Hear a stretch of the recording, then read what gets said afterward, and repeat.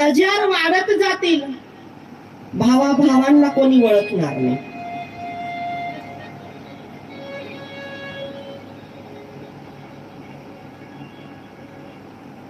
कोणामुळं?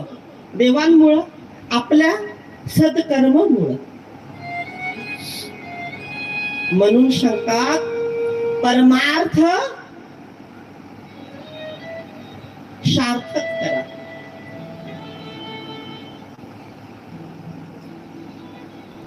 सार्थक अर्थ सांगतोय